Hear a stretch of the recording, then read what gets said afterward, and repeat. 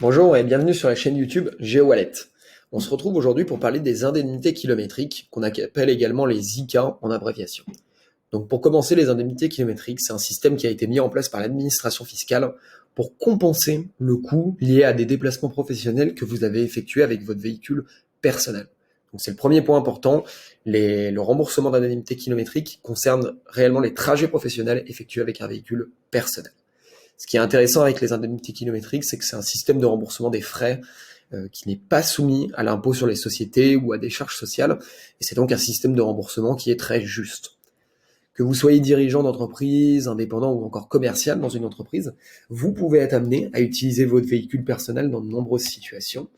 Et donc, grâce à un barème qui est proposé par l'administration fiscale, vous avez la possibilité de récupérer un certain montant d'indemnité kilométrique en fonction de plusieurs paramètres. Alors, je vous montre tout de suite également le barème, à quoi il peut ressembler. Mais les trois paramètres, c'est donc le nombre de kilomètres qui a été réalisé à titre professionnel, donc vous pouvez le voir ici.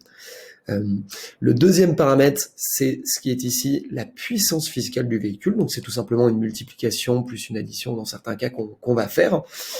Et il y a un troisième paramètre qui n'est pas forcément présent dans ce barème, mais est-ce que votre véhicule est électrique ou non? On va le voir après. Les véhicules électriques par rapport aux véhicules thermiques, ils bénéficient d'une fiscalité qui est beaucoup plus avantageuse. Donc concrètement, on va regarder tout de suite ce que ça peut donner, le calcul de vos ICA avec un exemple très très concret. Donc ce que je vous montre à l'écran, c'est un simulateur très simple d'utilisation qu'on a créé chez GeoWallet pour vous permettre d'estimer facilement vos indemnités kilométriques. Donc on va prendre ici l'exemple d'une berline qui a une puissance fiscale de 6 chevaux, donc c'est la première case qui est ici, et avec laquelle on a parcouru 15 000 km à titre professionnel. Pour le moment, on va dire que ce n'est pas un véhicule électrique, c'est un véhicule thermique. Et on va ajouter ici nos 15 000 km. Donc dans le cas présent, vous pouvez récupérer un peu plus de 6 000 euros d'ICA si vous avez une berline de 6 chevaux avec laquelle vous avez fait 15 000 km professionnels. Donc point important, si votre véhicule est électrique, vous bénéficiez de la majoration de 20% de vos indemnités kilométriques, puisque l'État souhaite encourager l'achat de véhicules non polluants. Donc on va juste changer cette petite case et mettre ici oui. Et là, vous voyez qu'on est passé de un peu plus de 6 000 euros à 7 300 euros d'indemnité kilométrique. Donc on gagne dans cet exemple environ 1 200 euros d'ICA supplémentaires si on dispose d'un véhicule électrique. Donc je vais vous mettre dans la description le lien de ce simulateur Excel que vous pouvez télécharger pour faire vous-même vos estimations en fonction de vos kilomètres parcourus. Et je vous mets également le lien du barème kilométrique qu'on a vu juste avant.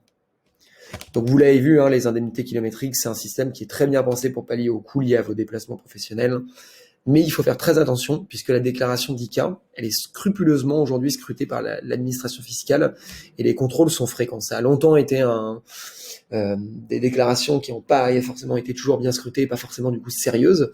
Mais en cas de contrôle, maintenant, vous devez pouvoir justifier de l'ensemble de vos trajets. Donc il pourra vous être demandé les dates et les horaires de vos trajets, donc que ce soit date de départ, date d'arrivée, horaire de départ, horaire d'arrivée, la destination, le motif. Donc il faut être très très rigoureux dans le suivi de vos déplacements pour éviter un éventuel redressement fiscal qui peut vite devenir embêtant.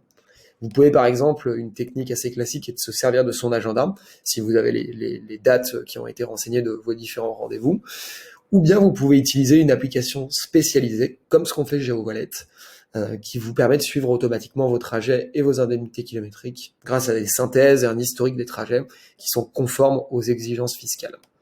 Donc vous trouverez le lien également vers notre site dans la description si vous souhaitez tester notre application. Donc voilà pour ça. Si vous avez des questions également sur comment calculer vos ICA ou comment vous pouvez justifier de vos déplacements dans les règles, n'hésitez pas à poser vos questions en commentaire, on sera ravis d'y répondre. Vous pouvez également vous abonner à la chaîne pour plus de contenu sur les véhicules professionnels et les frais kilométriques. Au revoir.